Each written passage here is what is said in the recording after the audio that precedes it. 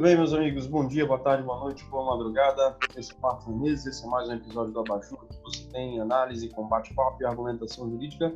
Quero agradecer a você que está nos assistindo agora no YouTube, a você que está nos escutando em um dos nossos agregadores aí de podcast, né? Estamos nos principais agregadores de podcast da internet. Hoje, gente, eu quero estar falando aqui sobre marketing jurídico, os limites do marketing jurídico, tanto legais quanto até da prática do dia a dia. E para isso eu estou aqui com dois convidados espetaculares para estar conversando comigo sobre esse tema. Eu vou começar apresentando aqui, por ordem alfabética, ela que é minha amiga aqui de Manaus, advogada pela OAB do Estado do Amazonas, com atuação em Direito Civil, Direito do Consumidor, sócia fundadora do França, Farias e Dantas Advocacia, criadora de conteúdo digital jurídico, né? Sobretudo aí por hora, né, nas redes sociais, Beatriz Dantas. E aí, Bia, tudo bem?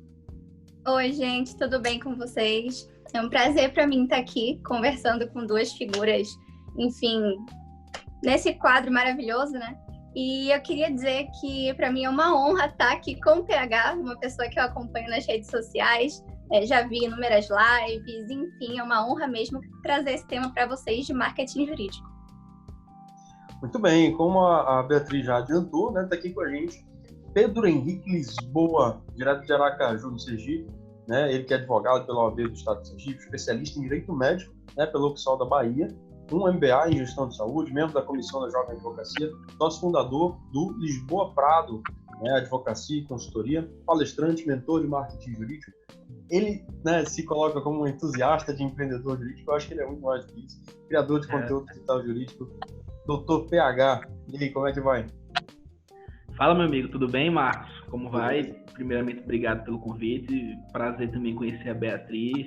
Muito bacana a gente falar hoje sobre marketing jurídico, que é o tema que eu me dedico há alguns anos em falar sobre esse tema. É um tema que realmente eu amo de paixão em discutir, em trocar ideia, e que, de verdade, eu acho que é a maior oportunidade de mercado que não só o jovem advogado, mas como qualquer pessoa que quer se envolver com o mundo jurídico, enfim, a maior oportunidade que a gente tem em nossas mãos. E, enfim, vamos falar muito sobre isso, principalmente essas novas vertentes pós-pandemia, o que é que a gente pode falar sobre o marketing jurídico. Então, muita coisa boa para quem está acompanhando esse episódio. Tenho certeza que vai agregar bastante.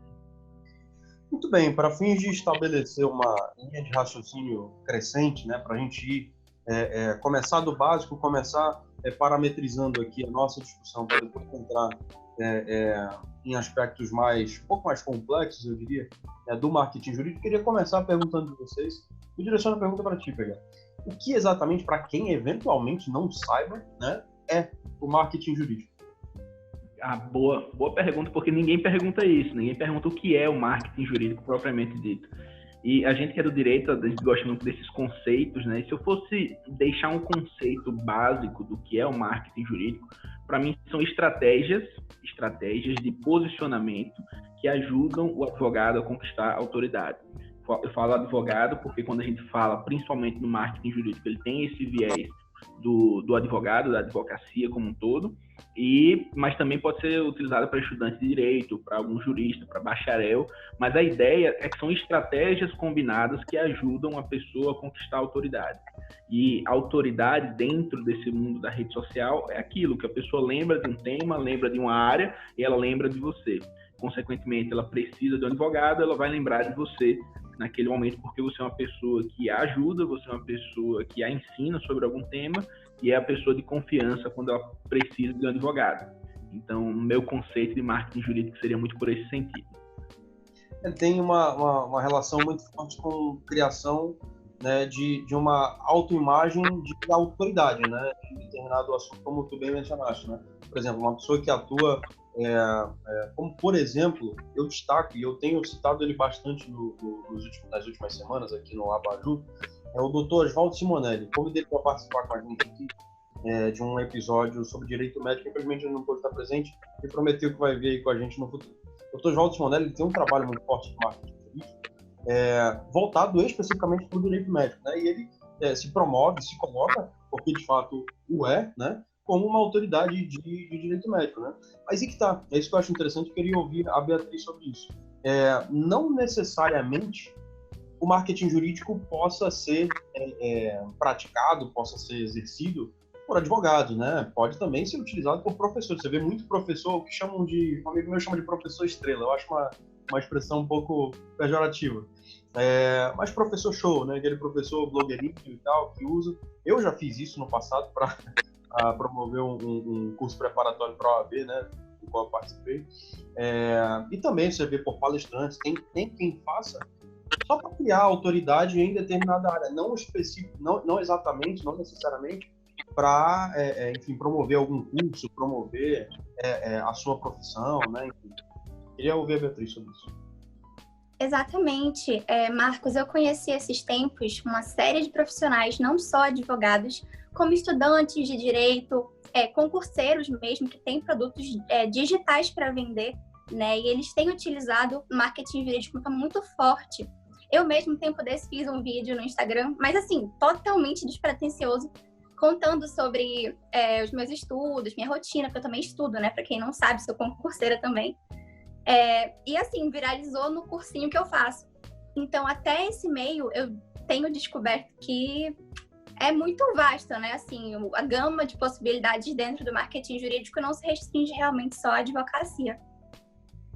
Só um ponto que eu acho importante, às vezes, até destacar nessa questão do marketing jurídico como um todo, porque o que eu sinto que diferencia muito do marketing tradicional de outros ramos, se a gente for no marketing da empresa física, o que diferencia muito é que o jurídico tem as limitações do código de ética, que eu acho, inclusive, que a gente pode falar sobre isso aqui.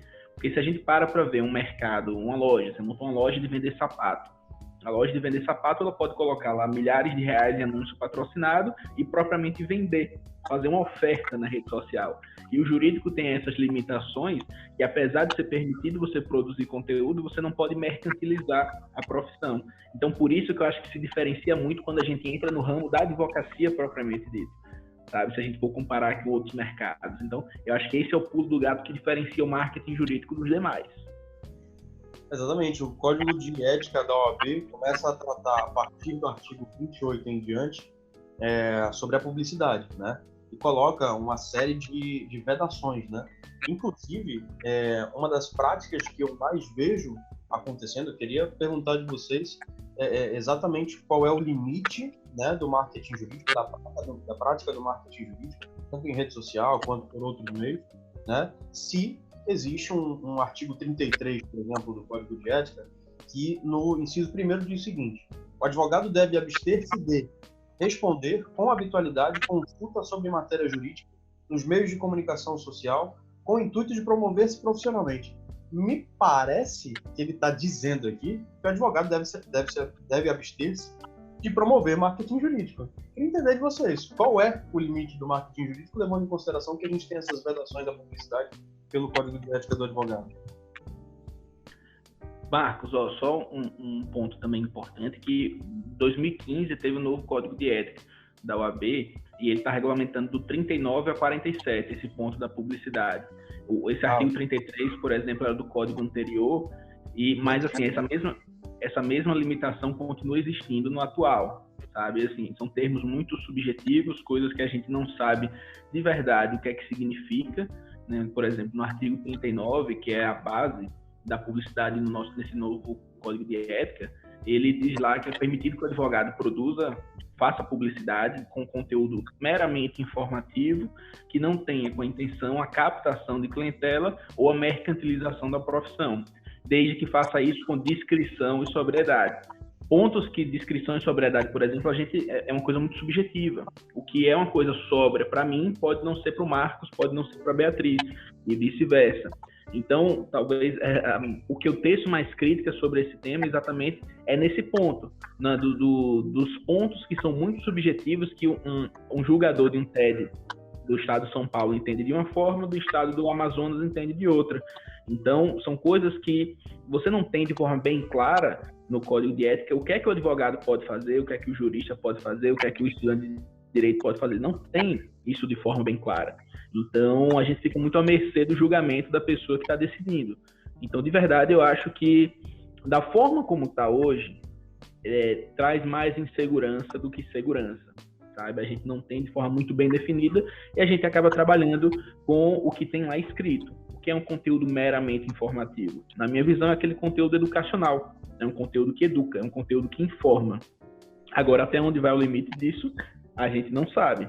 Então, de verdade, a gente trabalha muito com essa preocupação de até onde vai esse limite do código de ética. A vedação é um pouco... Desculpa, né? Cada estado tem a sua interpretação, né, PH? Aqui no Amazonas, por exemplo, a questão de promover aquelas publicações de Instagram é vedado. Eles dizem que se assemelha à panfletagem, enfim, né? Então, até isso a gente precisa estar sempre atento à interpretação que o TED de cada estado faz em relação aos artigos do Código de Ética. E aí eu penso só sobre esse ponto do anúncio patrocinado, por exemplo, essas publicações que a gente coloca um dinheiro para chegar em mais pessoas. O grande motivo, Beatriz, que eu vejo também de punição que os TEDs colocam é porque eles não sabem como é que funciona a ferramenta. E eu digo isso porque, como eu faço para os meus cursos online, eu tive que aprender na Tora como é que funciona. Eu aprendi com pessoas do mercado tradicional. Só um curso que eu fiz sobre impulsionamento em redes sociais durou 30 horas. Eu vejo um estado como aqui em Sergipe, que proibiu o anúncio patrocinado com um argumento de 10 linhas. Só nesse mesmo sentido, entendendo que seria uma panfletagem. Por que uma panfletagem?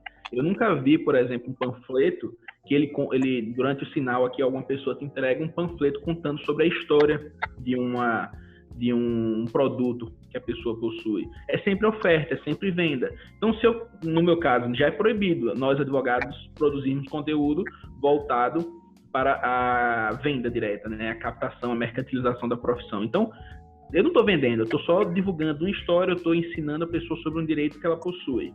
E ainda mais, lá no Código de Ética diz que é proibido que você faça publicidade para pessoas incertas. Por isso que eles assemelham muito essa questão da mala direta a esse ponto de você não saber quem são as pessoas do outro lado. Então, por exemplo, pegando esse artigo, será que eu poderia colocar um anúncio patrocinado só para os meus seguidores? Ah, Pedro, mas só para os seus seguidores? Eu digo, a rede social, o Instagram, todo mundo que utiliza a ferramenta de forma profissional sabe que não são todas as pessoas que te seguem que vão ver aquela publicação. Estima-se que hoje só 7% dos seus seguidores vão ver uma publicação sua. Então, se eu quiser patrocinar para os outros 93%, são pessoas certas, são só meus seguidores. Será que eu não posso fazer isso? Então, são aqueles pontos que as pessoas não discutem isso em um tribunal de ética porque não sabem. Sabe? Essa que é a minha crítica. Não tem uma discussão com base em argumentos, não tem uma discussão com base em técnica, realmente. São decisões políticas. A decisão parece que ela está muito dependente de uma previsão que, como vocês bem mencionaram, ela é absolutamente genérica, né? Pelo menos no Código de Ética, ela é uma previsão genérica. Então, ela depende muito da jurisprudência dos tribunais de ética, né? É mais ou menos isso. Queria perguntar de vocês o seguinte, inclusive, só para registrar, então, a correção do PH, a partir do artigo 39 agora, não é isso? Isso, 39 ao 47. 39 a 47, o novo Código de Ética trata aí da publicidade, tá, gente? Bom, e aí eu queria perguntar de vocês o seguinte, muita gente acredita que o marketing jurídico ele só se dá por meio da via da rede social, né? Instagram, Twitter, Facebook, etc. Queria saber de vocês primeiro, isso é verdade ou não é verdade? Realmente só é possível através da rede social ou não? Eu pergunto já sabendo a resposta de vocês, mas eu quero que vocês esclareçam para a nossa gente.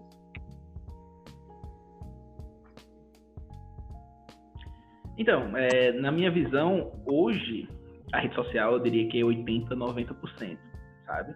Porém, eu vou explicar o porquê desse percentual. Porém, o offline é aquilo que é o mais forte. O offline ele é muito forte para a pessoa que está do outro lado. O que é que acontece? Vamos supor um caso aqui que é forte do marketing jurídico offline. São as palestras. Ah, beleza, vou me tornar um grande palestrante. Vou fazer curso de oratória, vou fazer curso de formação de palestrante. Mas nada adianta você se tornar um exímio palestrante, ter os melhores slides, ter aquele microfonezinho de lapela, ter um passador de slides, se você não tem palestra para fazer. E como é que a pessoa vai te convidar para ser um palestrante em um evento? Você atraindo as pessoas, mostrando que você tem sim um conteúdo que é importante, que as pessoas querem saber sobre aquilo. E qual é a melhor forma para fazer isso? É a rede social. Então, eu entendo que até o próprio marketing offline, ele está muito ligado hoje em dia com essa parte do mundo online. Por quê? Porque o mundo online fala muito sobre a atração. O marketing offline, ele tem um ponto que, na minha visão, é prejudicial, prejudicial, que é 1 a 1. Nesse momento aqui, a gente está cada um em um local do país, milhares de quilômetros distanciam a gente está gravando podcast, e a pessoa que está ouvindo esse podcast aqui, ela pode estar em qualquer lugar do mundo. Então, por aí, você tira a força que o offline tem. Essa conversa, se a gente tivesse de forma presencial, como é que a gente teria essa conversa? Eu teria que viajar, pegar um voo aí para Manaus, a gente pegar um dia, sentar, bater papo, gravar uma câmera gravando todo mundo, o áudio. Então, o offline, ele tem esse problema, entre aspas, hoje em dia, mas é lógico, quando você tem uma conexão offline com a pessoa, presencial é diferente, é muito mais forte. Então, o que é que eu digo sempre? Para o advogado, por exemplo, que produz conteúdo para atrair clientes para o seu escritório de advocacia, essa ideia da atração do online, show de bola. E quando você leva a pessoa para o seu escritório para, de fato, fazer um atendimento, cobrar uma consulta, fechar um contrato de honorários, é naquele momento que você se conecta total com a pessoa, porque ela percebe que você, no online, é a mesma coisa do offline. Então, eu acho que é um conjunto de estratégias que se juntam online e offline, mas que hoje eu atribuo uma força muito maior, de fato, pro mundo online, né? O que se via muito antigamente, até, sei lá, 1 ano atrás, era aquela velha frase para quem estava começando, né? Se envolva nas comissões da OAB, entre em uma comissão, participe dos eventos das comissões, mas até mesmo as comissões já começaram a migrar para as redes sociais, né? Cada uma já tem a sua rede social, fazem as lives, fazem os eventos por lá. Então, tudo está migrando. Realmente, a pandemia veio aí também para reforçar essa ideia, né, de que tudo está migrando para as redes sociais, que elas têm um alcance realmente maior, né, não se restringe ali àquele momento. Eu lembro que na época que eu advoguei pouco tempo, né, advoguei alguns meses, e na época que eu comecei a advogar, eu tenho um escritório com uns colegas, né, e uma das primeiras ideias que eu tive para divulgar o nosso trabalho, né, era exatamente o de oferecer para a OAB daqui, OAB Jovem, enfim, outras comissões, tem uma de estudo de direito constitucional, tem uma de direito imobiliário, oferecer para essas comissões exatamente, enfim, palestras gratuitas. A gente simplesmente apareceria ali, traria o conteúdo do qual a gente estava, já tinha se especializado ou estaria se especializando, né? Simplesmente, enfim, não foi uma ideia que foi muito para frente, até porque eu saí do escritório.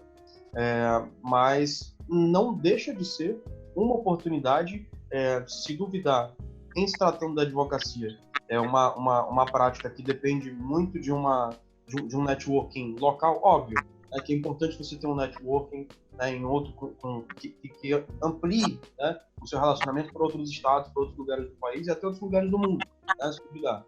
Mas, querendo ou não, a advocacia ela é uma prática basicamente local, né? Você, para atuar num outro estado, você precisa ter a OAB da outra associação, né? Então, a sua prática, ela geralmente é focada ali onde você está. Você tem que ser uma referência na matéria, sim, show.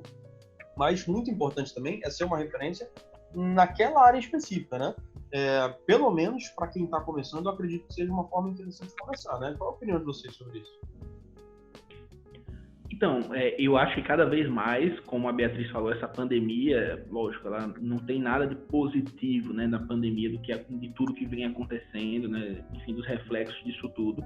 Mas se a gente fosse tentar tirar uma visão de coisas que mudaram o rumo, eu acho que essa digitalização mostrou isso, escancarou que o escritório de advocacia que não possui essa virtualização não vai ter espaço mais no mercado. Eu digo isso de forma bem clara. Eu acabei de fechar um contrato essa semana em Pernambuco, com a clínica de Pernambuco. Como é que isso aconteceu? Eu sou aqui presencial em Aracaju, não tenho nenhum tipo de filial, mas eu faço parceiros fora do meu estado. Então hoje eu tenho um contrato que me paga um valor mensal, vários aqui em Sergipe, tenho Imperatriz no Maranhão, em Pernambuco, isso que eu acabei de fechar. E tudo isso por conta da rede social. Por quê? Porque eu expandi, eu quebrei fronteiras. Hoje lá no meu Instagram eu tenho mais de quase 40 mil seguidores. Desses quase 40 mil, 9% são daqui de Sergipe. Os outros 91% são de outros locais do país. Então, por isso que eu vejo que a virtualização ela vem com muita força. E a gente vê nas audiências agora, audiências por videoconferência. Será que é necessário mesmo, de forma presencial, a gente estar lá com o cliente? Videoconferência para fechar com o cliente. será que é necessário hoje em dia ter esse contato presencial? Eu acho que vai muito da cultura, né? Da cultura do local. Em algumas áreas isso talvez demore um pouco mais, mas eu vejo que no meu mercado do direito médico para médicos e clínicas, o momento é esse. O momento é esse, por quê? Porque você faz tudo do seu escritório e você agora pode expandir, não para o bairro vizinho, para o estado vizinho, para o estado que fica a 1.000 quilômetros de distância, 2.000, 3.000. Então, assim, é uma mudança de fato total de paradigma que, assim, hoje já deixou de ser status, né? Você tá na rede social, você ter seus milhares de seguidores, você ter pessoas curtindo, comentando sua foto. Já deixou. Talvez em algum tempo foi isso. Hoje em dia é questão de sobrevivência de mercado. É isso mesmo. A mesma coisa aconteceu comigo, né? Essa semana passou, fechei um contrato lá em Joinville, do outro lado do país, justamente por conta da virtualização, né? Não precisei entrar em contato pessoalmente de forma nenhuma com a cliente. Ela enviou tudo virtualmente, enfim. É muito bom. Essa virtualização, essa digitalização da justiça, né, e do exercício, da prática da advocacia, vocês acham que nesse período da pandemia evidenciou que a própria prática da advocacia, né, e consequentemente o marketing jurídico, ela está se adaptando em função da pandemia? Dá para a gente concluir que a pandemia foi um impulsionador desse processo de digitalização? Eu entendo que sim, Marcos. Eu entendo que sim, porque eu já venho fazendo, eu já produzo conteúdo, 4 anos e meio. 4 anos e meio que eu dou minha cara na rede social falando, comecei falando sobre direito médico, depois eu acabei mudando, falando só sobre marketing jurídico. E, assim, quando eu comecei a fazer isso aí, eu fui o primeiro daqui de Sergipe, e, de verdade, eu era motivo de chacota, porque o cara tá falando na internet, isso aí não vai pegar não vai dar certo não. O cara quer aparecer, né? Quer aparecer, é advogado. A ideia que as pessoas tinham do advogado que fazia conteúdo na rede social era conteúdo de look do dia, que era para postar a foto da roupa que a pessoa estava usando, era blogueirinho, como a Beatriz diz, é o conteúdo blogueirinho. Foto com carro, com o teto solar mostrando, o banco de couro, conteúdo ostentação, com um cachorrinho chamado Alvará, mas não é isso que é o marketing jurídico. Isso é muito diferente, isso não tem nada a ver com marketing jurídico, inclusive.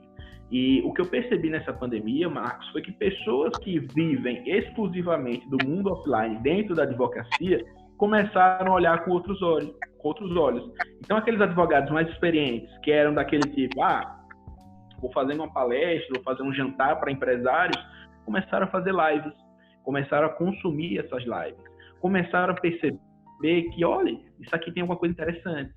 Então, as pessoas, está acontecendo essa migração. Para os mais jovens, os jovens advogados, as pessoas que já nasceram nesse mundo digital, acostumados com redes sociais, isso já era uma realidade. Mas hoje em dia, até para os mais experientes, as pessoas que têm... Eu tenho um aluno de 66 anos, Marcos, que ela me encontrou com um anúncio patrocinado que eu fiz, ela arrastou o dedo, não sabe como, e comprou um curso meu. E ela me contando como era a advocacia do tempo dela. Ela comprou um carro nos primeiros 6 meses de advocacia à vista.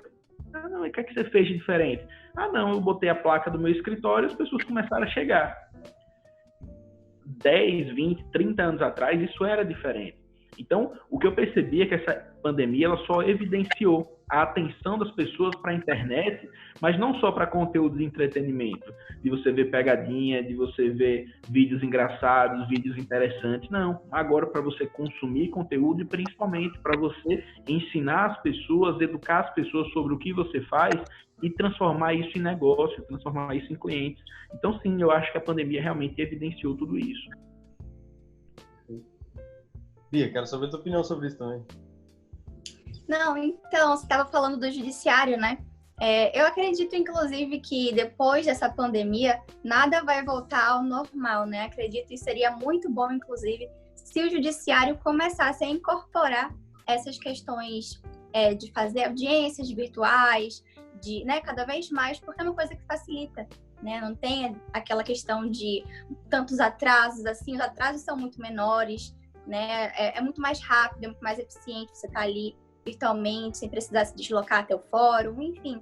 São coisas que eu acredito que deveriam permanecer para o pós-pandemia. E dentro disso, só um ponto, dentro disso do judiciário, eu também já fiz as minhas primeiras audiências por videoconferência, sustentação por videoconferência, e de fato, tem um ponto muito positivo, esse deslocamento. Eu perdi uma manhã inteira em um dia de sustentação, porque eu ficava lá, era o 20º a sustentar, era a manhã inteira, esperando. Hoje não, eu fiz uma sustentação recentemente, onde eu continuei trabalhando enquanto esperava a minha vez para fazer a sustentação. Mas é lógico que uma crítica que muitas pessoas têm é que o presencial tem aquela diferença, exatamente o que eu falei no começo, que é aquela ideia da conexão, é muito mais próximo. Os advogados criminais, por exemplo, que fazem júri, estão criticando muito isso, né? Porque naturalmente, quando você está ali presencial, você está mais envolvido com a causa. Então você está ali prestando mais atenção. E o júri que tem essa parte, como eu posso dizer, a linguagem não verbal é muito forte dentro de um júri, então é uma área que está sofrendo muitas críticas dessa virtualização, essa digitalização como um todo do judiciário. Mas assim, para os outros ramos, é aquilo, a gente começar a ver como uma oportunidade, de expandir realmente a nossa atuação.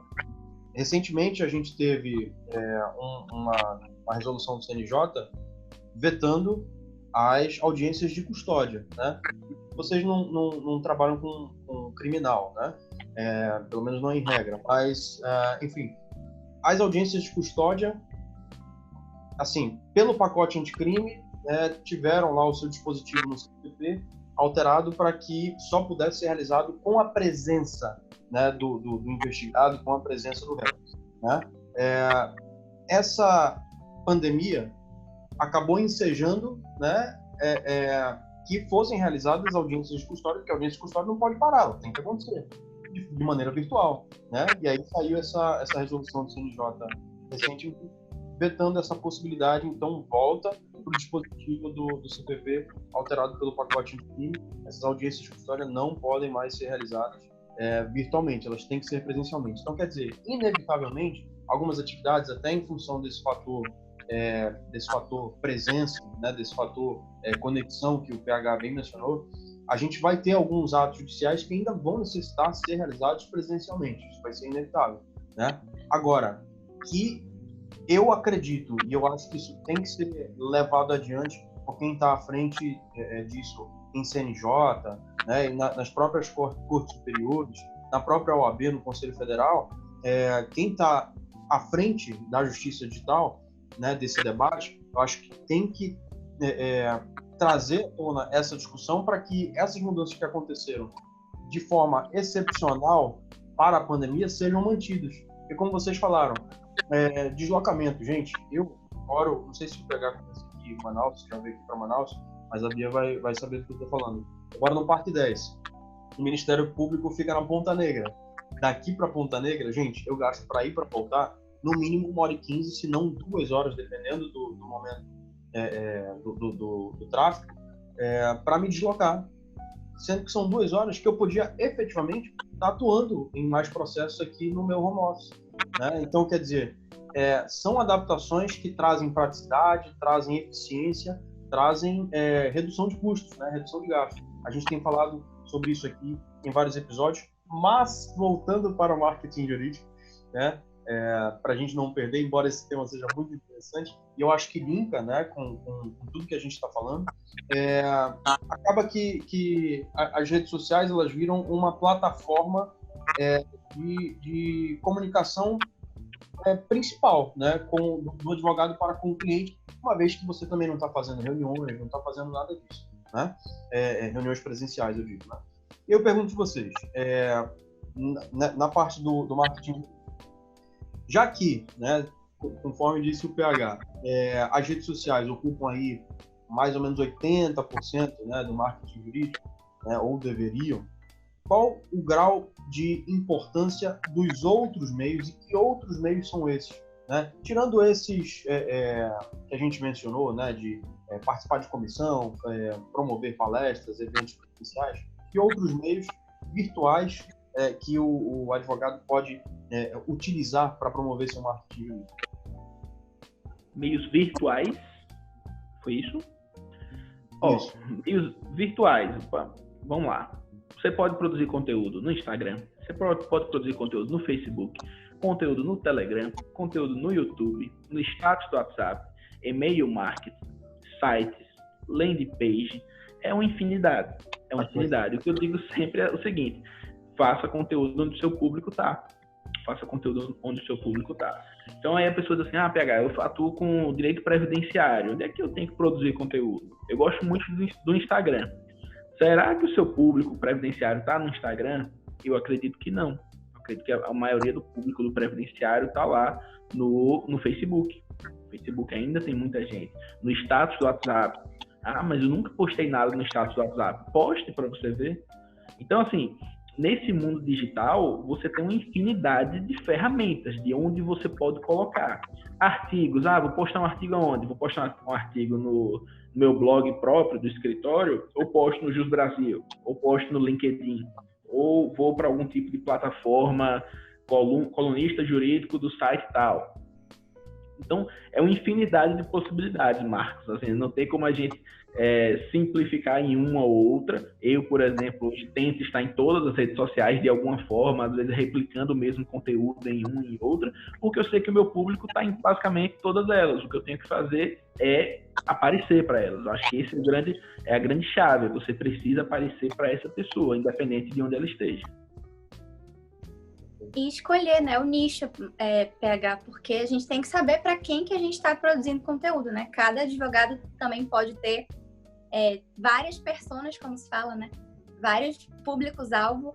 E, por exemplo, no meu caso, meu público-alvo são potenciais clientes mesmo. Mas tem outros advogados que têm produtos digitais que vendem nas redes sociais, precisa identificar onde é que esse público dele está, aonde que essas pessoas realmente vão chegar nesse produto para poder escolher qual é o melhor mecanismo que eles vão adotar, né, para produzir seu conteúdo. Total. Aí você pensa assim, um escritório, eu atuo com direito de família e atuo com previdenciário. Nada impede que você tenha um conteúdo diferente no Facebook do conteúdo que você tem no Instagram. No Instagram você está falando lá do direito de família para mulheres, por exemplo. Assim, ali é uma excelente plataforma para produzir esse tipo de conteúdo. Mas aí o previdenciário eu faço aonde? Vai lá para o Facebook, faz um conteúdo diferente por lá. Meu público é do empresariado tributário, é um público que não vê tanto vídeo, prefere artigo. Posta lá o seu artigo no LinkedIn. Os maiores executivos do país têm LinkedIn. Vai que eles veem um artigo seu. Então, é aquilo, tá onde o público está e fazer o que a Beatriz disse, essa análise de persona. Antes de começar a produzir, você precisa saber para quem você vai falar. De nada adianta você abrir a boca para falar sobre o direito que a pessoa possui, se você não sabe para quem você quer falar. Então, esse é o ponto ideal. Bom, e falando de todas as plataformas, já atingi algo diferente, né? Eu quero falar com vocês brevemente sobre os Reels e sobre o TikTok, né? O Reels e o TikTok. Assim, são a plataforma do momento, né? São as plataformas do momento, né? E em que pese a gente esteja no meio aí desse embate, dessa concorrência, queria perguntar de vocês exatamente isso. Vale a pena um advogado, um professor de direito, né, alguém que queira se valer do marketing jurídico, utilizar essas plataformas? Eu pergunto isso sabendo que é muito difícil. Eu confesso que não estou muito por dentro dessas plataformas, mas eu sei como funciona, eu já vi algumas coisas. E até onde eu sei, você... posso estar falando besteira, tá? Mas em tese você precisa fazer algo engraçado, você precisa fazer algo coreografado, algo ensaiado. Queria saber se existe alguma alternativa para o advogado que não queira deixar de transmitir o seu conteúdo, de levar o seu conhecimento jurídico, né, ou fazer a sua divulgação, a divulgação do seu trabalho, sem perder a sua identidade, sabe? Sem perder a natureza do seu marketing jurídico jamais usual, trazendo essas plataformas do Reels e do TikTok. Perfeito. Bia, quer começar? Pode ser. Então, eu passei por esse momento que o Marcos falou, né? De, putz, não quero ser engraçadinha, não quero ficar fazendo dancinha no TikTok, coisa chata. Eu, pelo menos, não consumo esse tipo de conteúdo, né? E aí eu tô pesquisando alternativas, já vejo alguns colegas de trabalho fazendo TikToks. informativos, muito rápidos, assim, 15 segundos, mas eles vão apontando alguns direitos, espécies de violência contra a mulher, enfim, né? Dá para você adotar uma pose menos comediante e ficar um pouco mais sóbrio. E ainda assim conseguir atingir públicos interessantes pelo TikTok e pelo próprio Reels. Na verdade, o Reels, ele, pelo menos por enquanto, né, tá sendo mais pra gente impulsionar a nossa conta do Instagram do que outra coisa. Mas em relação ao TikTok, dá para reinventar a plataforma ainda utilizando as musiquinhas, o timing deles, o que é mais legal do TikTok, que é o fato de ser instantâneo. Boa. Eu vou tentar fazer uma análise vindo de lá de trás para chegar até o Reels. Vamos lá. Quando o Orkut acabou saindo de linha, foi por quê? Foi porque o Facebook surgiu. O Facebook é uma ferramenta mundial que as pessoas começavam a utilizar ali porque, massa o Facebook, o mundo inteiro usa, vamos lá pro Facebook. O Orkut morreu. E aí todo mundo no Facebook, bacana. E aí, num certo momento, em meados de 2013, 2014, por aí, o que é que acabou acontecendo? O Facebook começou a entregar menos as publicações de forma orgânica. O que é isso? O que é uma entrega de publicação de forma orgânica? Você postava uma foto e não é todo o seu público que via aquela foto. Então o Facebook foi diminuindo muito isso. Por quê? Porque o interesse do Facebook era ganhar dinheiro com os anúncios patrocinados. Ele diminuía o seu alcance orgânico para que você colocasse dinheiro na plataforma para que mais pessoas vissem aquela publicação e você, enfim, fizesse negócio com aquilo ou até mesmo ficasse mais conhecido, as pessoas vissem sua publicação. O que aconteceu? Surgiu o Instagram. O Instagram, ele, desde 2010, já tinham as pessoas ali utilizando, mas ele veio com muita força. Desculpe, antes do Instagram veio o Snapchat, né? O Snapchat, muitas pessoas começaram a utilizar, foi em um momento semelhante ao Instagram. Muitas pessoas começaram a utilizar porque era uma ferramenta dinâmica, mas tinha muito essa visão do conteúdo engraçadinho, do conteúdo de dança, do conteúdo de piada, do conteúdo engraçado. Não tinha um viés de negócio. Se a gente tivesse esse mesmo papo há 8, 7 anos atrás, as pessoas diziam, Instagram é um negócio meio infantil. Era uma ferramenta infantil, dominada por adolescentes naquela época. E o que é que aconteceu? A maturidade da plataforma, do Instagram, fez com que pessoas do mundo empresarial, do mundo de negócios, passassem a produzir conteúdo por ali. Beleza, a gente vem nessa de produção de conteúdo, é uma coisa comum, nos últimos 5 anos, pelo menos, é uma coisa mais comum. Nos últimos 2 anos é uma coisa que é natural mesmo, sabe? É uma coisa que você já se imagina fazendo isso, começando uma estratégia comercial. O que é que acontece? O Instagram estava entrando nesse período de facebookização, que era diminuindo o alcance orgânico das publicações. Você tem lá seus 10 mil seguidores, como eu falei mais cedo, não é todo mundo que vai ver sua publicação. O Instagram estava forçando que você colocasse os anúncios patrocinados, senão você não conseguiria crescer tanto de forma orgânica. E aí, o TikTok, que era um aplicativo chinês, ele era chamado Musical.ly. E eu vi o TikTok, na verdade, esse Musical.ly à época, no aeroporto uma vez, ia fazer uma palestra, uns 3 anos atrás, em Juazeiro, na Bahia. E aí eu estava no aeroporto de Salvador, e aí vi uma menina do lado usando esse aplicativo, o Musical.ly. E eu achei interessante ela passando o dedo assim, eu comecei a analisar mais a ferramenta. E aí o Musical.ly, quando virou TikTok, começou a divulgar para muita gente, através dos próprios anúncios patrocinados dentro de joguinhos, dentro de aplicativos, dentro do próprio Twitter, chamando a atenção das pessoas mais jovens para essa questão de dublagem, para essa questão das dancinhas, de chamar a atenção.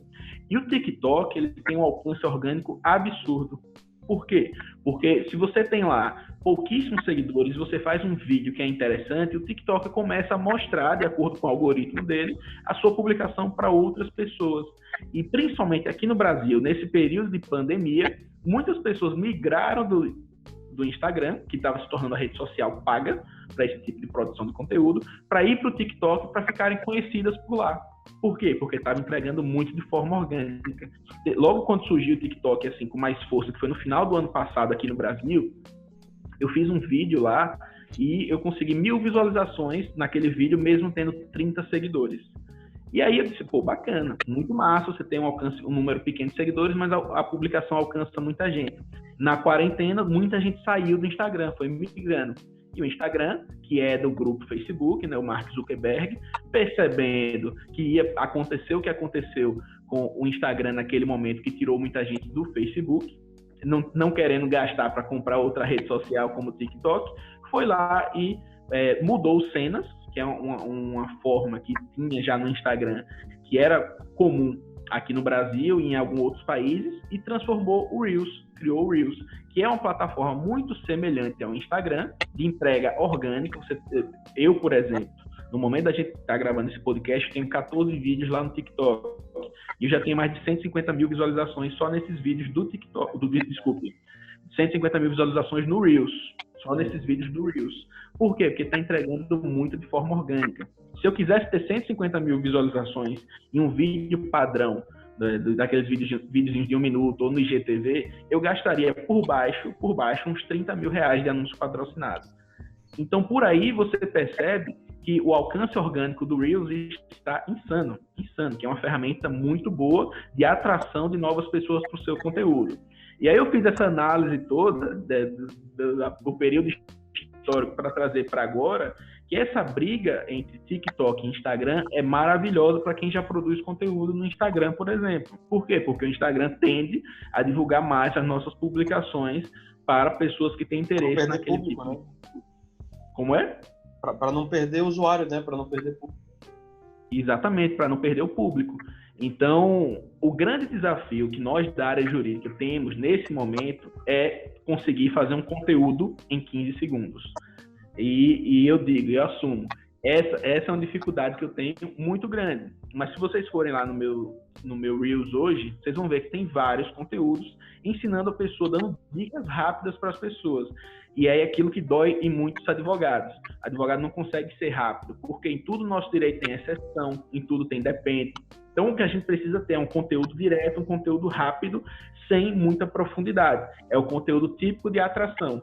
E eu vou dar exemplo do que uma aluna minha fez. Vou dar 3 exemplos. Uma aluna minha fez o seguinte, ela atua com direito médico. Ela falou sobre quanto tempo o médico deve guardar o prontuário. É só, você sabe por quanto tempo o médico precisa guardar o prontuário? Segundo a prescrição quinquenal, o prazo é de 5 anos a partir do conhecimento do dano. Então, por isso, o CFM indica... Não, dá tempo. Por isso, o CFM indica que guarde os documentos para sempre. Pronto. Caramba, acabou. 15 segundos. Tem uma habilidade. Deu a dica, atraiu a pessoa, e dúvidas que as pessoas tenham, naturalmente elas vão perguntar para ela. Um exemplo. Outro exemplo. 3 direitos do consumidor que você possui e não sabia. Entrar no cinema com pipoca. Entrar, sei lá, o McLanche Feliz tem que vender o produto de forma separada. Começa a falar direitos que a pessoa possui e não sabia. Você sabe o que é direito de arrependimento? Se você comprou um produto e ele veio errado, você pode devolver em 7 dias. Ele veio diferente do que você imaginava, você pode devolver no prazo de 7 dias. 15 segundos faz um vídeo. Agora é aquilo. Fazendo esse tipo de conteúdo, você vai atrair as pessoas e que naturalmente vai gerar uma dúvida. Mas você vai estar lá para responder esse tipo de dúvida. Mas o que eu vejo é que esse Reels, daqui a algum tempo, talvez enquanto esse podcast entrar no ar, ele já vai permitir o conteúdo de mais de 1 minuto por lá também. Então a gente tem que começar a abrir os olhos e mandar conteúdo lá enquanto essa briga tá boa pra gente. E só para encerrar esse tema, o mesmo vídeo que eu posto no Reels, eu posto também no TikTok, que também está me trazendo um alcance muito bom por lá. Me parecem 2 plataformas, sobretudo o Reels agora, né, frente ao que o PH trouxe pra gente, 2 oportunidades absurdas, né, para quem trabalha com advocacia, para quem trabalha dando aula, né, pessoal que usa marketing jurídico no seu dia a dia. Pelo amor de Deus, aproveite o Reels, aproveite o TikTok, né? Sobretudo diante de tudo isso que a gente conversou agora. Porque, enfim, me parece que dá um alcance muito grande, né, para o seu conteúdo, para os seus vídeos. Exige, claro, uma criatividade, né, de conseguir resumir. O advogado, né, a gente, como vocês falaram, a gente tende a ser prolixo, né? Tende a querer contextualizar tudo. Eu falo pelos próprios episódios da Abajur. Tem episódio da Abajur aqui de 2 horas de duração, gente. Né? É claro que eu não faço sozinho, né? Eu faço eu e mais 2, 3 convidados. Mas é muito difícil a gente exaurir um tema, né? A gente tratar de um tema em tão pouco tempo. E aí que está a jogada. não precisa exaurir o tema, né? Basta fazer uma chamada, basta trazer um conteúdo rápido e objetivo que seja atrativo para a tua página, seja atrativo para os teus outros conteúdos que sejam eventualmente mais extensos. A pegada é divulgação de trabalho, né? A parada do Reels é isso, né? E eu queria falar com vocês... Ô, Marcos, aí só um ponto, Marcos, para você ver isso. Eu tenho como falar de marketing jurídico em 15 segundos. Dizer o seguinte, pessoal, o marketing jurídico é muito importante, porque basta você olhar para a pessoa que está do seu lado, ela vai estar com a cara no celular. Você precisa estar ali para que ela perceba que, enfim, para atrair clientes. 15 segundos. Eu posso falar em marketing jurídico em 1 minuto, naquele videozinho um pouco mais extenso, dando um conceito de que, por exemplo, segundo a Cisco, 82% do conteúdo em 2020 é consumido através de vídeos. Você já faz vídeos para os seus clientes? É um tipo de conteúdo que você tem como fazer em 1 minuto. Posso fazer um podcast mais curto, de 15 minutos. Tem como fazer. Posso fazer uma live de 1 hora no Instagram. Posso fazer um conteúdo com o mesmo tema aqui, como a gente está fazendo, de mais de 1 hora. Então, assim, é uma imensidão de possibilidades. Com certeza. E sobre imensidão de possibilidades, aliás, antes de a gente passar para o próximo item da pauta, vale aqui fazer a sugestão, a recomendação, né, para quem busca insights, né, de marketing jurídico de uma forma geral, né, fazer a recomendação que já está mais que feita aqui, tanto do PH quanto da Beatriz, né, mas também tem outros colegas aí que tratam de marketing digital de uma forma geral. E a minha humilde sugestão aqui vai para o Rafa Avelar, né, lá da Avelar Media. O Rafael Avelar, cara, faz um trabalho absurdo de otimizar o seu tempo. Às vezes ele está falando numa conversa com o carro, o assistente dele está gravando tudo que ele está falando, né, e nessa fala dele de, sei lá, 10 minutos, ele bate em 5 pontos diferentes, né, 2 minutos para cada, vamos supor.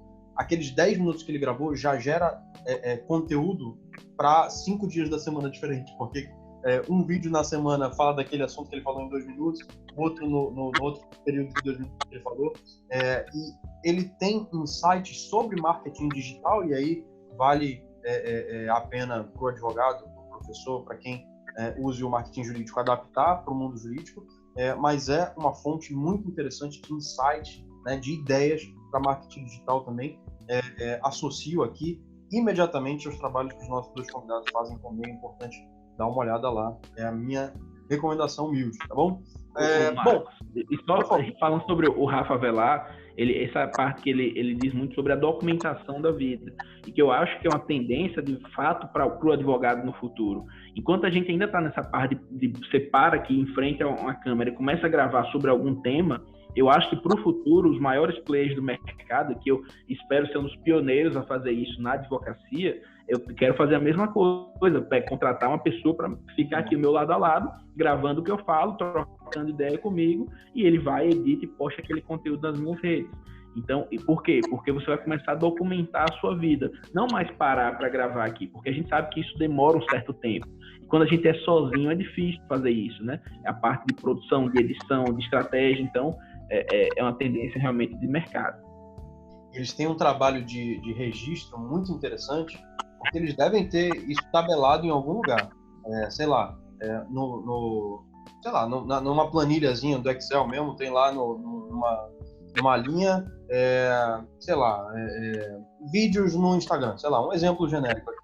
E aí ele pega trechos de vários dias, várias falas diferentes, que ele falou sobre vídeos no Instagram, em oportunidades diferentes, em contextos completamente diferentes, junta todos aqueles trechos e faz um vídeo maior para o IGTV, faz um podcast de 10 minutos às vezes, né, que ele tem também.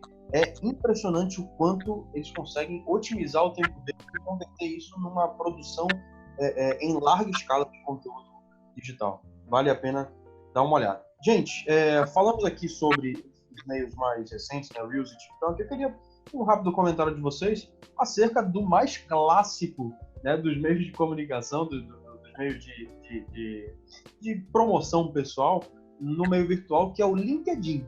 Queria saber de vocês. Vale a pena ainda manter o LinkedIn? Vale a pena ainda estar no LinkedIn? Um breve comentário de vocês. Bom, eu acho que sim, que vale muito a pena ainda, Marcos, vale muito a pena, principalmente para quem está nesse mercado executivo, tá? Quem está no mercado executivo. O LinkedIn, ele é uma plataforma que ele é dominado por pessoas que procuram emprego e por pessoas que decidem, pessoas que assinam contratos, pessoas que têm realmente cargos mais altos dentro das empresas. A grande chave, na minha visão, do LinkedIn são as conexões. Por quê? Porque se a gente faz esse podcast aqui, eu sigo o Marcos e sigo a Beatriz, as pessoas, digamos que eu fiz uma publicação e os dois curtiram. As pessoas que seguem o Marcos e seguem a Beatriz vão ver também essa publicação.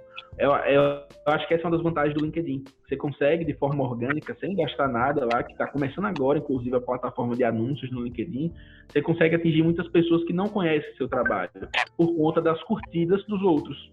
Então, é uma plataforma muito boa para produção de artigos e para produção de vídeos e para alcance orgânico. Então, acho que é muito forte. Beatriz. Então, eu nem posso falar muita coisa porque o meu LinkedIn não tem nem foto. Mas eu preciso ajeitar isso. Até porque, né, futuramente eu pretendo trabalhar justamente nessa parte mais empresarial com a advocacia, né? Comecei com consumidor e com cível, que são áreas que eu realmente tenho afinidade, mas tenho me especializado para expandir para tributário e para empresarial, então preciso realmente dar uma atenção maior para isso, né? Especialmente porque os meus contratantes estarão por lá. Perfeito. Gente, outra pergunta que eu queria fazer para vocês, ainda nesse meio de marketing jurídico digital, né? Sobre os anúncios online, né? Como é que eles podem ser viabilizados hoje, né? Eu falo daqueles anúncios até no Google mesmo, né? Quais os limites dele? Porque me parece que existem algumas limitações legais mesmo a eles, né? E aí passo para vocês essa bola. Quais os limites, né, desse anúncio online? Como é que eles podem ser viabilizados? Existe algum atalho? Cara, é aquilo, é o que eu sempre digo, pergunta para seccional. Cada seccional hoje está tratando de uma forma muito diferente, né? Essa questão dos anúncios. Eu vou dar alguns exemplos. Aqui em Sergipe, por algum período de tempo, foi permitido, depois de muita briga minha, foi permitido os anúncios patrocinados para público de envolvimento, que são as pessoas que já te acompanham. Depois, do dia para a noite, saiu uma decisão proibindo, sem consulta, sem nada. Uma decisão proibida, anúncio patrocinado. Aqui, em outros seccionais, era permitido o Google Ads, do dia para a noite foi proibido o Google Ads. É aquele tipo de produção, de anúncio através de palavras-chave. Agora, em outros estados permite tudo isso. São Paulo, por exemplo, é totalmente permissivo nos anúncios patrocinados. Você pode, desde que você respeite os artigos 39 a 47. Essa ideia de conteúdo meramente informativo e não mercantil. Então, assim, para quem está escutando, como tem gente do país inteiro, não tem como dizer, isso você pode fazer, isso não pode, porque depende muito da seccional e, às vezes, da subseção que a pessoa está, do lugar onde ela mora, né? Então, tem que tomar muito cuidado com isso, porque muda muito. Aqui no Amazonas, por exemplo, a última informação que eu tive era que nenhum tipo era permitido, nenhum. Por mais que tenha caráter informativo, enfim, eles não permitem. Eles citam também a questão de que violaria a isonomia, porque teriam escritórios grandes que teriam potencial de patrocinar cada vez mais, e escritórios pequenos, autônomos, enfim, que não teriam essas condições. Então, por isso, para todo mundo ficar no mesmo patamar, né, não ter essa questão de um patrocinar muito, o outro não conseguir patrocinar nada, acaba que eles vedam. Então, é realmente de estado para estado. E aí, assim, esse argumento, né, que isso é bem comum, as pessoas falarem isso, se você liberar, vai ter advogado gastando 30 mil por mês, 100 mil por mês de anúncio patrocinado e engolindo os pequenos. Isso, talvez, na minha visão, talvez não, é um argumento de quem não sabe o que fala. Por quê? Eu vi o Nelson Williams, que é um dos maiores escritórios do país, né, um dos maiores advogados do país, ele deu entrevista no Fantástico recentemente, no caso de Gugu. Ele postou uma foto recentemente, só mostrando uma foto mostrando um relógio, que era um Rolex, avaliado em mais de 30 mil reais, o terno, a botoadura que ele estava usando.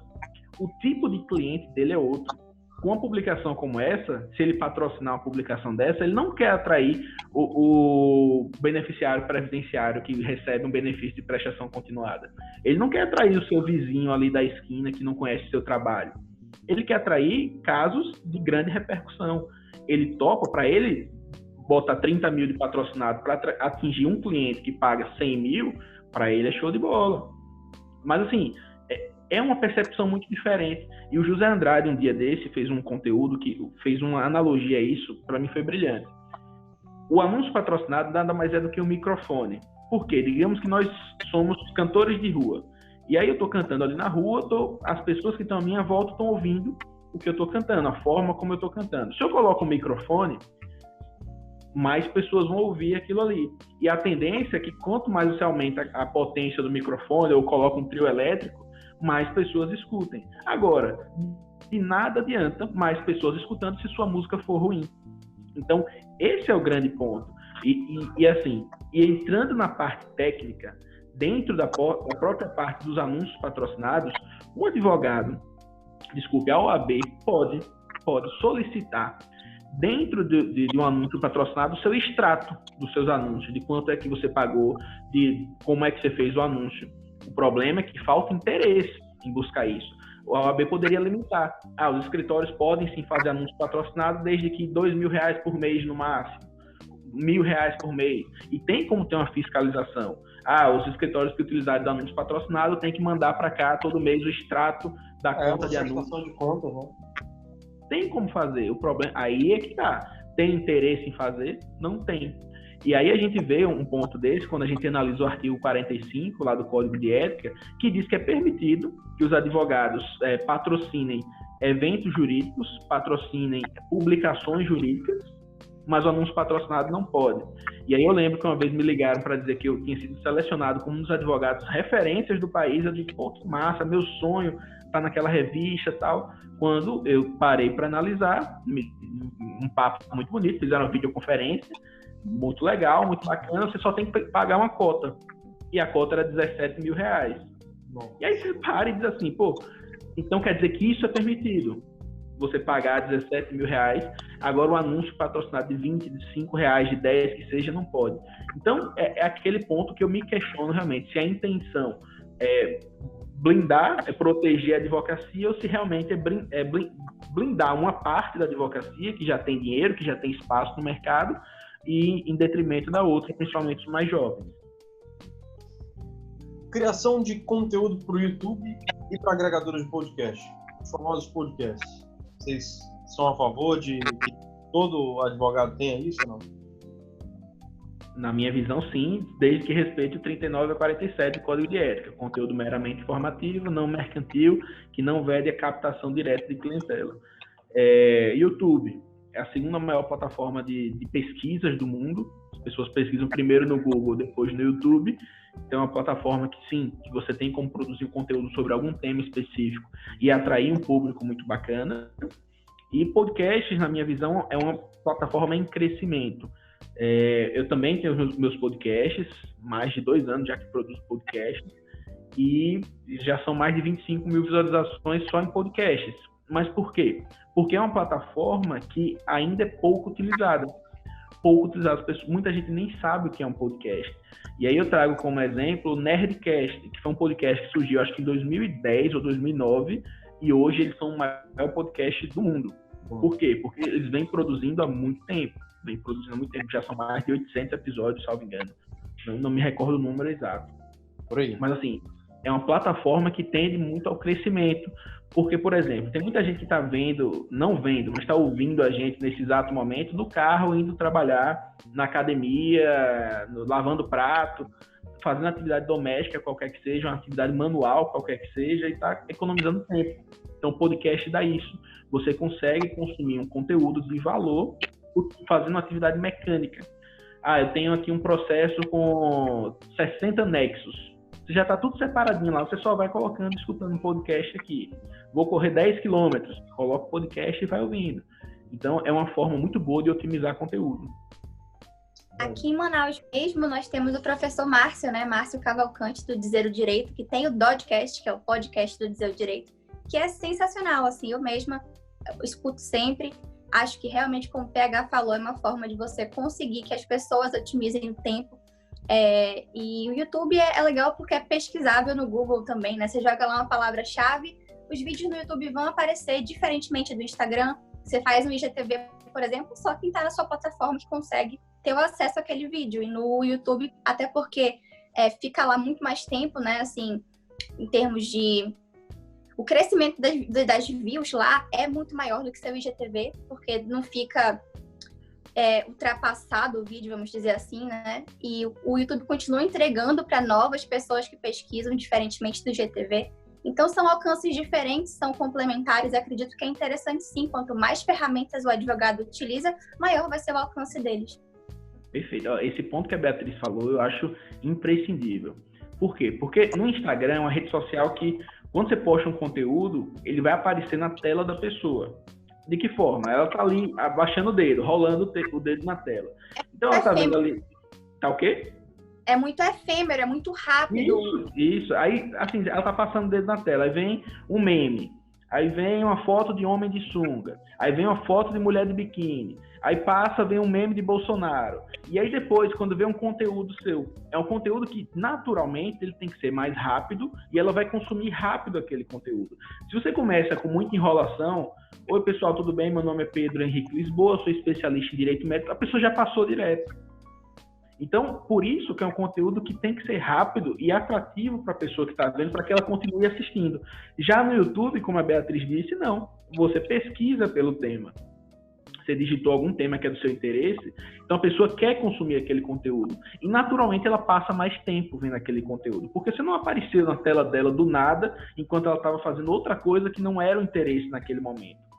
Você apareceu, sim, a partir do momento que ela pesquisou sobre aquele tema. Então, o que é que eu utilizo como base? Conteúdos mais densos, YouTube. Conteúdos de atração para que as pessoas me conheçam, Instagram. É o que eu tenho feito hoje com muito mais força. E o conteúdo que gera super fãs é o conteúdo do Telegram e o conteúdo do podcast. O conteúdo que gera super fãs é a pessoa que quer algo a mais, uma coisa mais aprofundada da sua mente. Perfeito. A Beatriz falou do podcast do professor Márcio André Cavalcante, né? E aqui em Manaus também tem aquele... Como é que é o nome? É um bem interessante também. Eles falam sobre várias coisas. Lembrei, o Abajur. Gente, Abajur é muito legal. Começou recentemente, mas tá muito legal.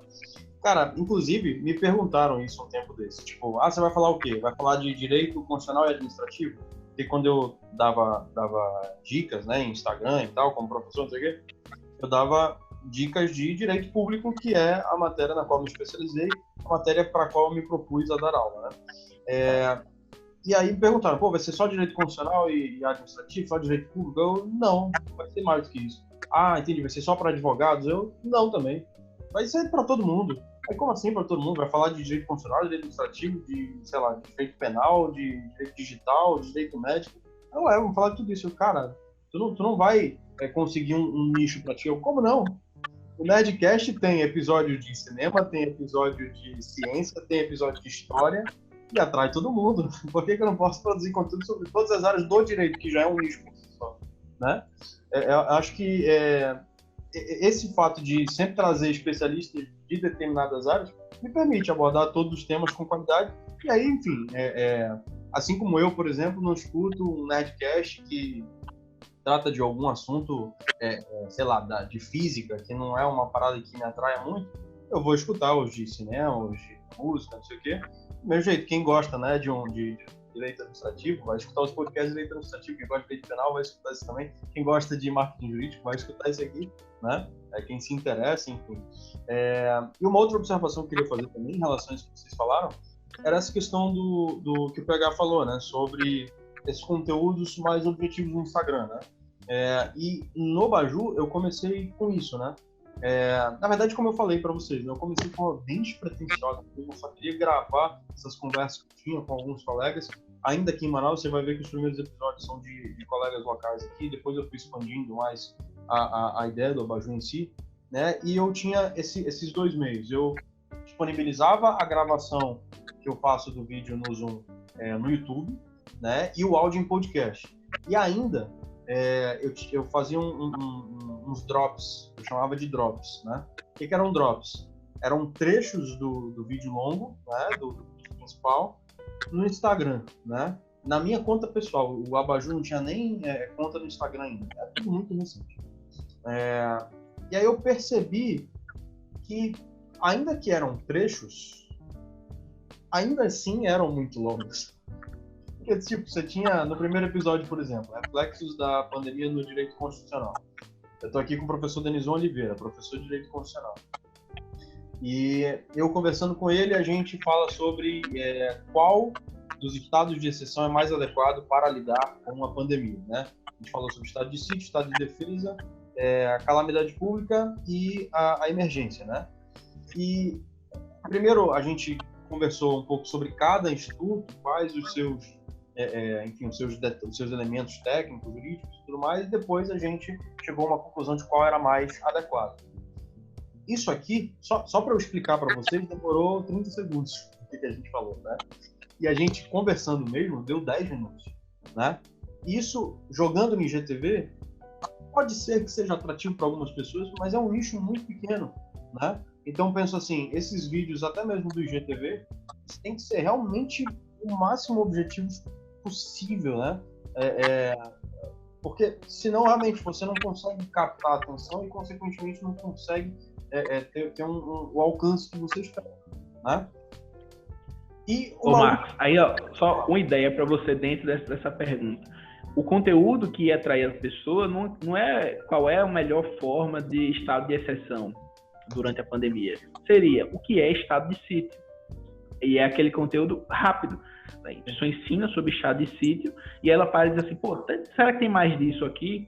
E aí ela vai e encontra um que é completo, ensina sobre as 4 modalidades e ainda tem a opinião dizendo qual é o que ele prefere. Eu podia subdividir mais, né? Você está falando, né? Isso, exatamente. Sim, mas enfim, depois a gente pode conversar melhor sobre isso.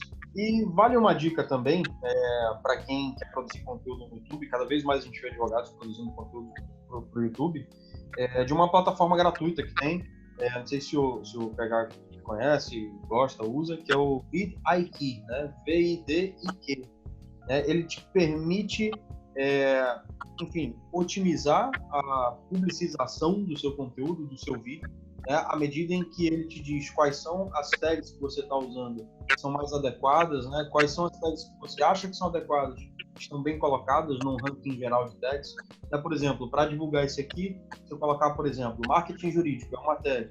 Se eu colocar aqui PH Lisboa, é outra tag. Se eu colocar Beatriz Dantas, é outra tag. Enfim, tags que sejam interessantes, tags pelas quais os usuários de YouTube, né, vão procurar na barrinha de pesquisa, né?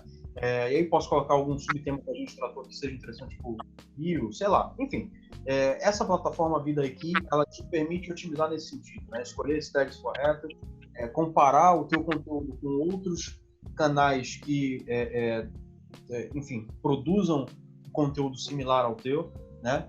E aí vai te permitindo otimizar aí o direcionamento, né, da publicidade e da divulgação do seu vídeo. É um mecanismo muito interessante de ser utilizado. Eu recomendo. Você conhece o vidIQ, PH? Não conhecia. Cliquei aqui agora, estou procurando, estou achando irado. É bom, é muito bom, é muito interessante. Bom, eu queria perguntar para Beatriz. Beatriz, tu pensa em fazer para ti, assim, eventos online, assim, tipo, alguma live, algum webinar, algo desse tipo? Faz sentido para ti esse tipo de conteúdo?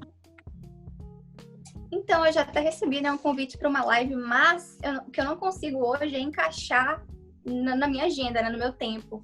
Porque trabalhar e ser concurseira e lidar com as redes sociais, porque tem também, né, esse planejamento de conteúdo que a gente faz sempre.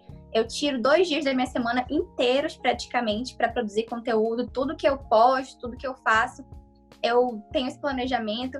Então, para destacar assim, um tempo meu que bata com o da pessoa, é muito complicado. Tanto que eu te falei, né, que para gravar aqui teria que ser em final de semana, em horário bem específico, porque é muito complicado.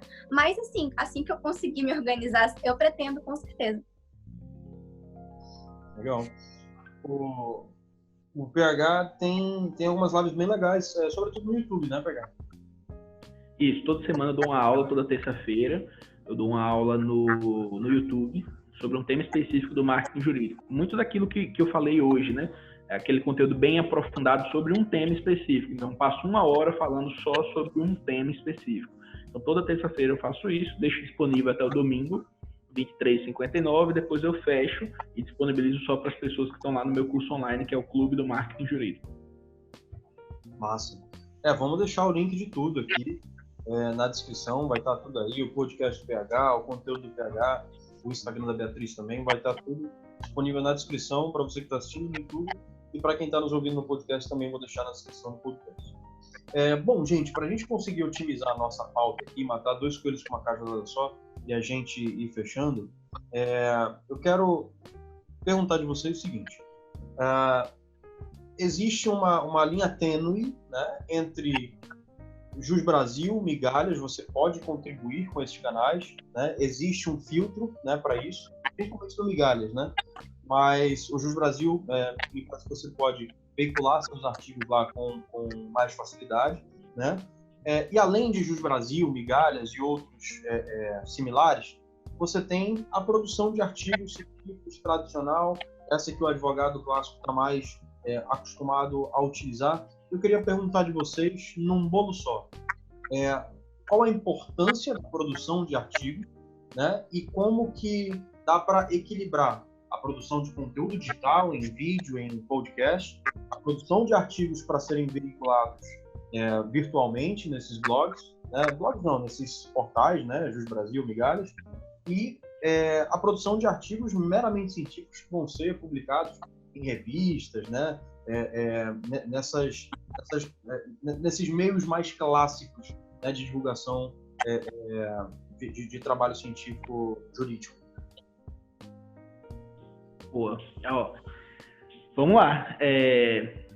Sobre artigos, o que é que eu entendo, assim? Eu acho que o artigo acadêmico, aquele artigo que segue a norma da BNT e tal, ele é muito bacana para quem quer viver do mundo acadêmico, quem quer ser professor de faculdade, quem quer fazer um mestrado, quem tem muito essa veia acadêmica. Como eu não tenho nada dessa veia acadêmica, o artigo acadêmico, para mim, ele não serve de nada. Então, o que é que eu faço hoje? São os artigos voltados para o meu público-alvo. E aí é que tá. No ano 2016, eu tive o 6º artigo mais lido do Jus Brasil. Foi um artigo sobre venda casada. E hoje, inclusive, tem 2 artigos meus que, se a pessoa digita venda casada, exemplo venda casada no Google, meu artigo é o primeiro. E se digita também direito do consumidor banco, o meu artigo é o primeiro também. Por quê? Foram artigos que deram muitas visualizações no Jus Brasil e me trouxeram vários clientes para o escritório. Tem uma específica que rendeu R$4 mil de honorário para o escritório. E aí eu faço aquela métrica, eu digo assim, eu demorei 1 hora escrevendo um artigo e me deu R$4 mil. Tá certo que não foi na mesma hora, tudo isso tem todo o tempo, enfim, que demorou para receber aquele honorário, todo o trabalho que eu desenvolvi dentro do próprio processo. Mas por aí você para que o negócio dá certo, né? Imagina a quantidade de artigos, se você faz sempre um artigo, sempre por semana, sempre produzindo ali, realmente o alcance é muito bom. Então, o que eu gosto do artigo, o artigo que não é o acadêmico, que é o artigo voltado para cliente, sem norma da BNT, sem referência bibliográfica, uma coisa realmente sem juridiquês, voltado para o cliente, para mim é beleza. Eu acho que vale muito a pena. Por quê? Porque a pessoa é mais um tipo de conteúdo de atração.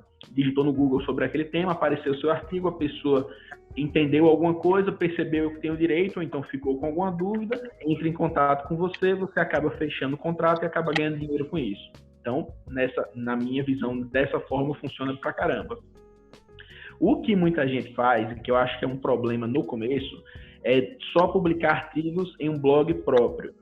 Fez o site do escritório, um sitezinho ali, contratou uma pessoa para desenvolver aquele site, fica só postando dentro do blog. O problema disso é você ficar bem ranqueado no Google. Por isso que eu sempre indico que as pessoas coloquem artigo ou no Jus Brasil ou no LinkedIn, que tem um alto número de pessoas que visualizam aqueles artigos e fica mais fácil de você ficar entre os primeiros do Google. Enquanto no blog próprio, eu não conheço ninguém que tem o hábito. Hoje eu vou entrar no site aqui do Beatriz Dantas Advocacia e verificar os artigos que ela produziu. Eu não conheço, pelo menos, uma pessoa que tenha esse hábito, como eu entro na Globo.com todo dia. Mas, assim, é normal. Agora, as pessoas entrarem no site de um escritório de advocacia não é. Então, o que eu acho que é válido você ter um blog próprio nos dias de hoje é se você tiver já uma audiência construída em outra plataforma. Que aí sim vale a pena você colocar no seu site, né, esses artigos, porque já vai ter pessoas que já te acompanham e você replicou no Instagram, a pessoa arrastou para cima, viu aquele artigo. Aí vale, porque você já tem uma certa audiência. Agora, para começar, para sair do zero, eu acho que não vale a pena. Eu acho que é importante apostar nessas ferramentas como o Jus Brasil e LinkedIn. Bia, quero te ouvir sobre isso. Quero ouvir. Bom, então, como o PH falou, né? No meu caso, lá no nosso escritório a gente está desenvolvendo um site, mas é exatamente isso que o PH disse. Nosso foco não vai ser exatamente publicar artigos lá, até porque quem vai entrar no nosso site são aquelas pessoas que têm já interesse, já conhecem de alguma forma, ouviram falar do escritório, nossos clientes, nossos potenciais clientes, né? Bora ver o que esse escritório já produz, vamos ver se eles são bons mesmo, vão lá, vão atrás de saber quem é, de conhecer nós como advogados e de saber se a gente realmente entende do que a gente, né, tá falando.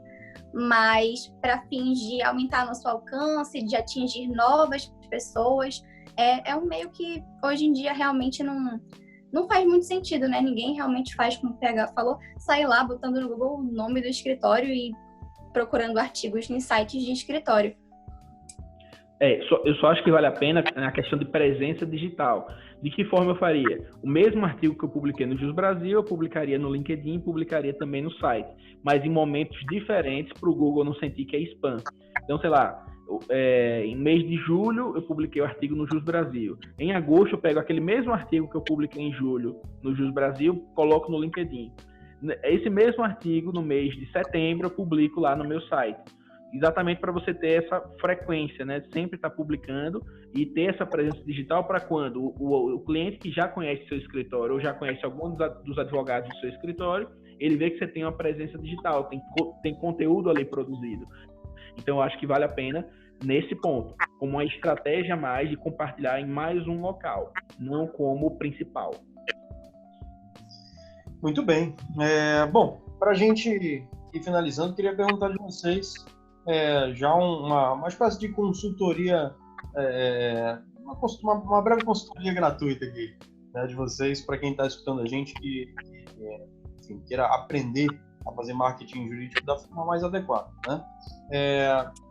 Queria que vocês respondessem, né, por que o advogado jovem tem que aderir ao marketing jurídico, por que o advogado mais tradicional, mais clássico, esse que tem até alguns, de certa forma, dificuldade de lidar ainda com o meio digital. Eu conheço advogados na casa dos 40 e poucos anos, que tem estágio de 40 e poucos anos, não estou nem falando dos mais antigos, de 50 e 60, né? Advogados de 40 e poucos anos que têm estagiários próprios só para lidar com as suas plataformas digitais, seus sites e tudo, porque ele simplesmente não lida, não se adaptou ainda não chegou na Terra. Qual a importância, né, desses dois grupos diferentes de aderirem ao marketing digital, de se promoverem através do marketing digital? E queria aproveitar para incutir na conversa a questão da importância da qualidade de comunicação. É importante, não é importante, é indispensável aparecer no marketing digital? O advogado tem que dar a sua cara a tapa, digamos assim? São 3 perguntas em uma aqui, né? Quer começar, Bia? Pode ser. Então, eu diria, primeiramente, que aquela máxima de quem não é visto não é lembrado, né? Se isso não convence, porque para você estar na advocacia, que todo mundo fala, é um mercado saturado, embora eu discorde um pouco dessa afirmação, mas para você estar ali, você precisa, de alguma forma, se destacar, de alguma forma ser lembrado, de alguma forma construir sua autoridade na área que você atua principalmente, né? E então, estar nas redes sociais, que é onde as pessoas estão cada vez mais, é primordial. Como o PH falou, se você olha para o lado, tem sempre uma pessoa com a cara no celular. Então, se as pessoas estão ali, é para lá que você tem que ir, né? Senão, elas nunca vão lembrar que você é advogado, qual área você atua, e nunca vão associar você quando elas têm um problema, especialmente na advocacia, né? Ninguém quer ter que contratar um advogado. A gente só contrata advogado quando a gente precisa. E quando a gente precisa, vem o nome na nossa cabeça, sempre vem o nome na nossa cabeça. Por exemplo, consumidor. Fulano. Vou procurar fulano. Se você não está presente ali no dia a dia nas redes sociais, o seu nome não vai vir na cabeça das pessoas. Então, para começar daí, né, eu acredito que seja primordial tanto para o jovem advogado, que não tem nenhuma autoridade ainda, né, no meio jurídico, como para aqueles que já têm certa autoridade por já estarem no mercado há mais tempo, mas para não ficarem obsoletos, vamos dizer assim, né? Então, para continuar crescendo, para continuar se mantendo atualizado no mercado, eu acredito que seja primordial eles estarem, todos nós estarmos nas redes sociais. Perfeito, eu acho que a Bia foi perfeita nessa colocação dela. E assim, para o jovem advogado, assim, é meio que claro, né? Meio claro isso aí, é meio óbvio que não dá mais para fazer as mesmas coisas que davam certo lá atrás. Eu contei aqui no episódio de uma aluna de 66 anos que ela conseguiu comprar um carro nos primeiros 6 meses de advocacia dela à vista. Hoje isso não é comum. Pode até acontecer, mas não é comum para um jovem advogado monta um escritório e vai chover clientes. E ele pode, assim, se ele optar por não fazer, você sabe o que o advogado jovem vai fazer? Vai fazer um milheiro de cartões de visita, vai alugar o escritório em um local bacana e não vai entrar ninguém. Não vai entrar ninguém. Então, a internet, ela é um meio indispensável, na minha visão, para a sobrevivência no mercado jurídico. Para o jovem advogado, é importantíssimo para a pessoa, como a Beatriz disse, reconhecer você como advogado. Quando eu ainda estava na época da faculdade, eu tinha uma banda, eu estou vendo que o Marcos tem uma guitarra aí no fundo, eu tinha uma banda, né, só que a minha banda era de Arrocha, aqui em Sergipe. E eu era conhecido pelos meus amigos como o da banda, era o Pedro da banda. Então eu precisava tirar esse estigma, eu queria ser o Pedro advogado.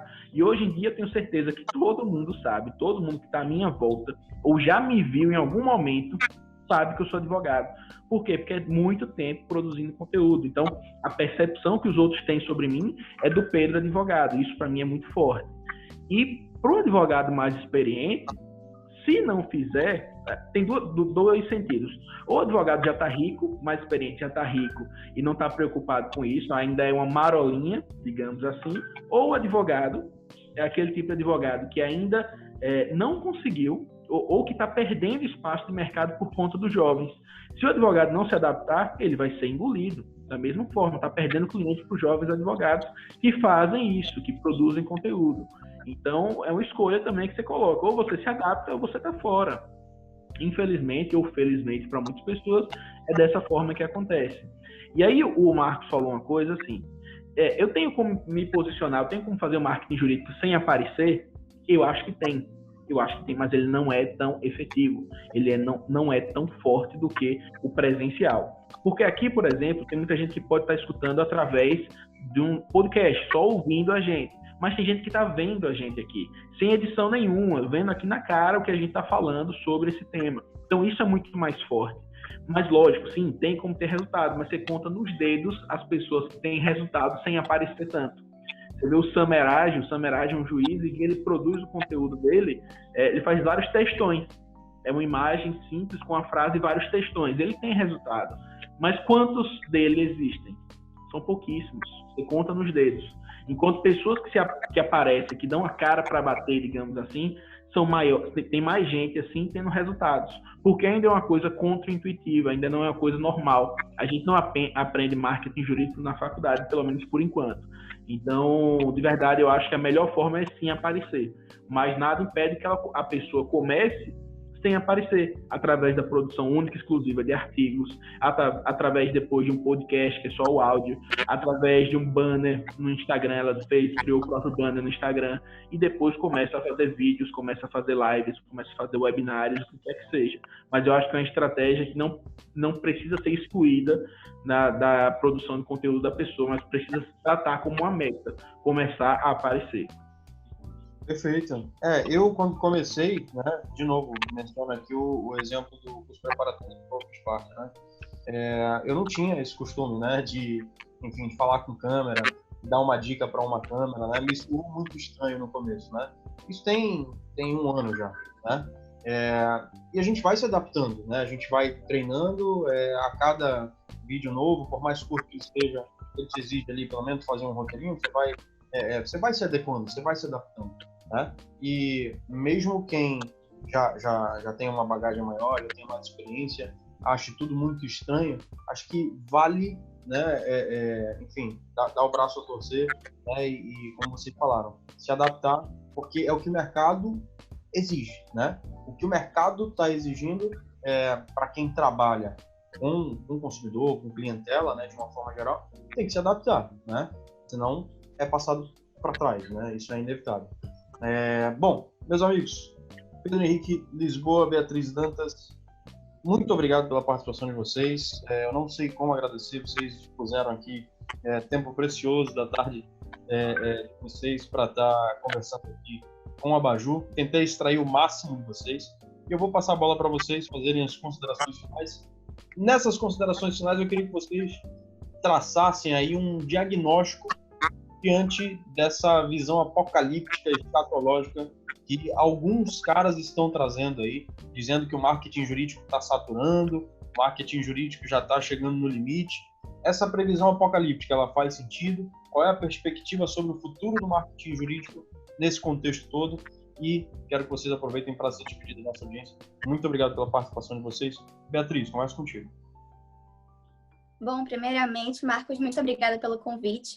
Foi ótimo o bate-papo. Acredito que a gente conseguiu abordar vários temas, né? Especialmente para quem está um pouco perdido, para quem não está muito familiarizado com o marketing jurídico, né? Se a pessoa não estava na dúvida, né, se começava ou não, agora acredito eu que, né, já percebeu a importância de, enfim, começar de alguma forma, né? O importante é ter coragem e começar, como o PH falou, aos poucos, não gravando vídeos de cara se não tiver à vontade, mas começar de alguma forma, né? E vai evoluindo, porque é muito importante.